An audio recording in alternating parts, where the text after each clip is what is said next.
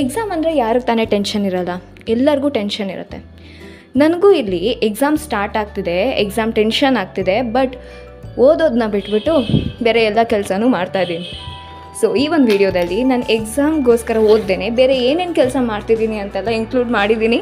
I hope you all like it. History ಎಕ್ಸಾಮೇ ಇದ್ದಿದ್ದು first ನನಗೆ. ಸೊ ನಾನು ಹಿಸ್ಟ್ರಿ ಎಕ್ಸಾಮ್ಗೆ ಓದಬೇಕು ಅಂತ ಹೇಳಿ ಬುಕ್ಕೆಲ್ಲ ತೆಗೆದಿಟ್ಕೊಂಡು ಕೂತ್ಕೊಂಡ್ರೆ ಆಮೇಲೆ ಒಂದು ಯೋಚನೆ ಬಂತು, ನಾನು ಇದೇ ಮಾಡಿಬಿಡ್ತೀನಿ ಅಂತ ಹೇಳಿ ಸಾಂಗ್ ಹಾಕೋಣ ಅಂತ. ಅಲ್ಲಿ 75% ಅಷ್ಟು ಸಾಂಗ್ಸ್ನ ಕೇಳಿ 25% ಅಷ್ಟು ಮಾತ್ರ ಹಿಸ್ಟ್ರಿನ ಓದಿದ್ದಾಯಿತು.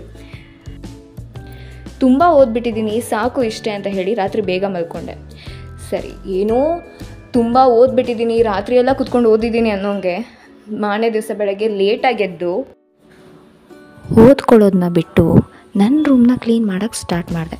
ನಾನು ಓದ್ಕೋತೀನೋ ಬಿಡ್ತೀನೋ ಅದು ಸೆಕೆಂಡ್ರಿ, ಬಟ್ ನನಗೆ ನನ್ನ ರೂಮ್ ಕ್ಲೀನಾಗಿರಬೇಕು. ನಾನು ಎಲ್ಲಿ ಜಾಸ್ತಿ ಕಾಲ ಕಳಿತೀನೋ ಆ ಜಾಗ ನನಗೆ ತುಂಬ ಕ್ಲೀನಾಗಿರಬೇಕು.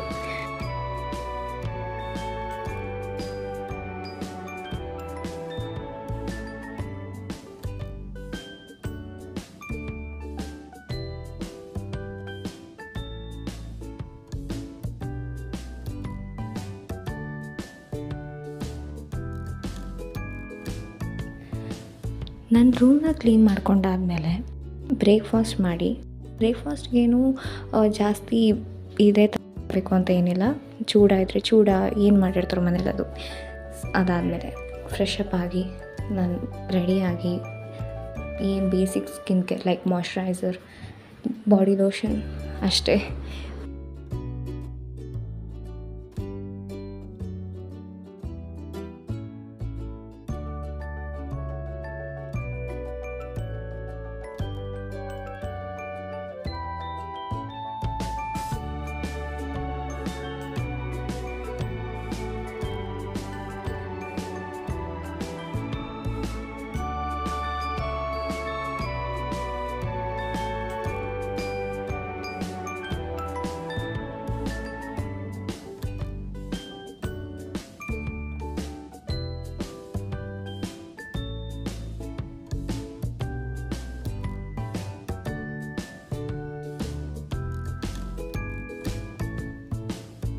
ಸ್ಕಿನ್ ಕೇರ್ ಎಲ್ಲ ಮುಗಿದ್ಮೇಲೆ ದೇವ್ರ ಧ್ಯಾನ ಮಾಡಿ ಆಮೇಲೆ ಓದೋಕ್ಕೆ ಕೂತ್ಕೊಳ್ಳೋಣ ಅಂತ ಅಂದ್ಕೊಂಡು ಫಸ್ಟು ದೇವ್ರ ಧ್ಯಾನನ ಮುಗಿಸಿ ನಂತರ ಓದೋಕ್ಕೆ ಕೂತ್ಕೊಂಡೆ.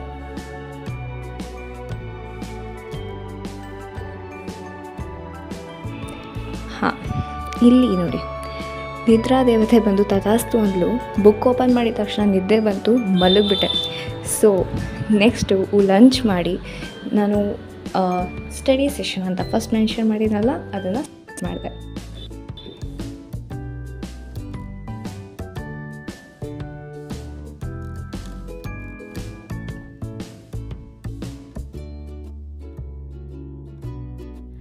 ಮಧ್ಯಾಹ್ನ ಹೊತ್ತು ಊಟ ಬೇರೆ ಮಾಡಿಬಿಟ್ಟಿದ್ದೀನಿ, ಇನ್ನು ನಿದ್ದೆ ಬರೋದು ಗ್ಯಾರಂಟಿ.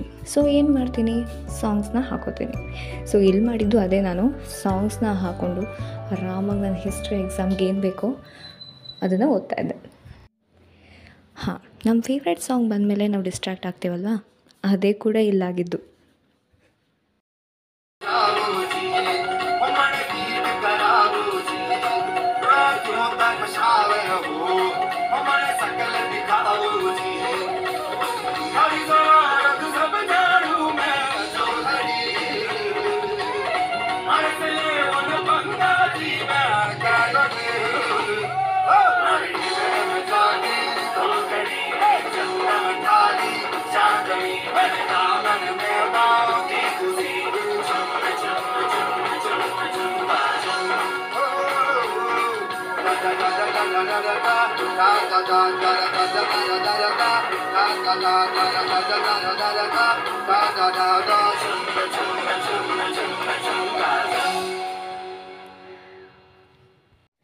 ಹಾಗೋ ಹೇಗೋ ಮಾಡಿ ಫಸ್ಟ್ ಸ್ಟಡಿ ಸೆಷನ್ನ ಮುಗಿಸ್ಕೊಂಡು ಅಂಗಡಿಗೆ ಅಂತ ಹೊರಟೆ. ಅಲ್ಲೂ ಅಷ್ಟೇ ಇನ್ಸ್ಟಾಗ್ರಾಮ್, ಯೂಟ್ಯೂಬ್ನ ಸ್ಕ್ರೋಲ್ ಮಾಡೋದನ್ನು ಬಿಟ್ಟು, ಅಲ್ಲಿ ಓಡಾಡೋ ಜನಗಳನ್ನ ನೋಡೋದನ್ನ ಬಿಟ್ಟು ಆರಾಮಾಗಿ ಗಪ್ ಚುಪ್ಪಾಗಿ ನನಗೆ ಏನು ಓದಬೇಕೋ ಅದನ್ನು ಓದೋಕ್ಕೆ ಅಂತ ಕೂತ್ಕೊಂಡೆ.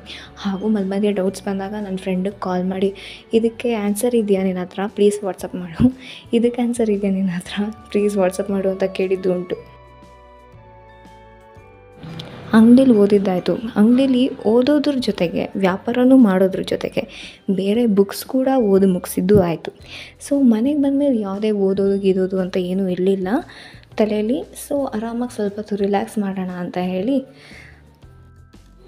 ಅಮ್ಮನ ಜೊತೆಗೆ ಕಾಫಿ ಕುಡಿತಾ ಅವ್ರ ಮನೆ ವಿಷಯ ಇವ್ರ ಮನೆ ವಿಷಯನ ಗಾಸಿಪ್ ಮಾಡಿಕೊಂಡು ಚಿಟ್ ಚಾಟ್ ಮಾಡಿಕೊಂಡು, ಆಮೇಲೆ ನಮ್ಮಮ್ಮ ನನ್ನ ಕೂದಲು ನೋಡಿಬಿಟ್ಟು ಆಗಲ್ಲ ತಾಯಿ ಬಾ ಎಣ್ಣೆ ತೊಗೊಂಬ ಎಣ್ಣೆ ಹಚ್ಕೊಡ್ತೀನಿ ಅಂತ ಹೇಳಿ ಎಣ್ಣೆ ಹಚ್ಚಿಸ್ಕೊಂಡು, ಅದಾದಮೇಲೆ ಮನೇಲಿ ಇದ್ದಿದ್ದು ಸಣ್ಣ ಪುಟ್ಟ ಕೆಲಸ ಅಮ್ಮಂಗೆ ಏನು ಅಡುಗೆಗೆ ಸಹಾಯ ಮಾಡಬೇಕೋ ಮಾಡಿ, ಅದಾದಮೇಲೆ ಊಟ ಮಾಡಿ ಆರಾಮಾಗಿ ಓದೋಣ ಅಂತ ಅಂದ್ಕೊಂಡು ಬಂದೆ.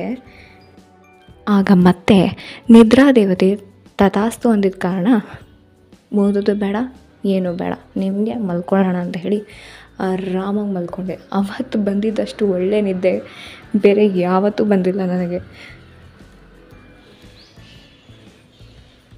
ಮಾರನೇ ದಿವಸ ಬೆಳಗ್ಗೆ ಬೇಗ ಎದ್ದು ಅಫ್ಕೋರ್ಸ್ ಮನೆ ಕೆಲಸ ಎಲ್ಲ ಮುಗಿಸಿ, ಮತ್ತು ನನ್ನ ಫೇವ್ರೆಟ್ ಪಾರ್ಟ್ ಆ ಬೌಲಲ್ಲಿ ಎಸೆನ್ಷಿಯಲ್ ಆಯಿಲ್ನ ಹಾಕಿ ಹೂವೆಲ್ಲ ಜೋಡಿಸೋದು. ಸೊ ಅದನ್ನು ಮುಗಿಸಿ ನಾನು ಪಟ್ ಅಂತ ರೆಡಿಯಾಗಿ ಮೂವಿ ನೋಡೋಣ ಅಂತ ಹೊರಟೆ. ಹೌದು, ಎಕ್ಸಾಮ್ ಹತ್ತಿರ ಇದ್ದರು, ನಾನು ಮೂವಿ ನೋಡೋದೊಂದು ಹುಚ್ಚಿದೆ.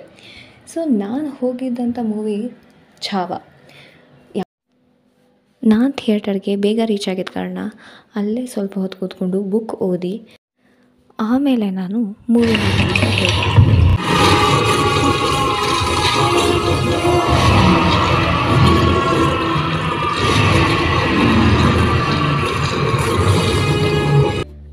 ಮೂವಿ ನೋಡ್ಕೊಂಡು ಬಂದಮೇಲೆ ನಾನು ಊಟ ಮಾಡಿ ಮಲಗಿದಷ್ಟೇ ನನಗೆ ಜ್ಞಾಪಕ. ಅದಾದಮೇಲೆ ನಾನು ಎದ್ದಿದ್ದೆ 6 ಗಂಟೆಗೆ. ಸೊ ಫ್ರೆಶ್ ಅಪ್ ಆಗಿ ಏನು ನನ್ನ ನೈಟ್ ಸ್ಕಿನ್ ಕೇರ್ ರುಟೀನ್ ಏನಿಲ್ಲ, ಅದು ಮತ್ತೆ ಅದೇ ಮಾಯ್ಶ್ಚರೈಸರ್. ಸೊ ಅದಾದಮೇಲೆ ಮತ್ತು ಸಾಯಂಕಾಲ ದೇವ್ರ ದೀಪನ ಹಚ್ಚಿ ನಾನು ಓದೋಣ ಅಂತ ಸ್ಟಾರ್ಟ್ ಮಾಡಿದೆ. ಆ್ಯಕ್ಚುಲಿ ಇಲ್ಲಿಂದ ನನಗೆ ಭಯ ಸ್ಟಾರ್ಟ್ ಆಗಿದ್ದು, ಎಕ್ಸಾಮ್ಗೆ ಭಯ ಇನ್ ದ ಸೆನ್ಸ್ ಟೆನ್ಷನ್ ಅನ್ನೋದು. ಸೊ ಏನು ಓದಬೇಕು ಏನು ಗೊತ್ತಾಗ್ತಾ ಇರಲಿಲ್ಲ. ಒಂದೇ ಒಂದು ದಿವಸ ಹಾಲಿಡೇ ಇತ್ತು ನನಗೆ ಎಕ್ಸಾಮ್ ಸ್ಟಾರ್ಟ್ ಆಗೋಕ್ಕಿಂತ ಮುಂಚೆ. ಸೊ ನಾನು ಏನು ಓದ್ತೀನೋ ಅದನ್ನು ಅವತ್ತಿನ ದಿವಸ ರಾತ್ರಿಯಿಂದಲೇ ನಾನು ಓದೋಕ್ಕೆ ಸ್ಟಾರ್ಟ್ ಮಾಡಬೇಕಿತ್ತು. ಸೊ ಇದಾಗಿತ್ತು ನನ್ನ exam preparation vlog. And yeah, that's it. See you in next video. Bye bye.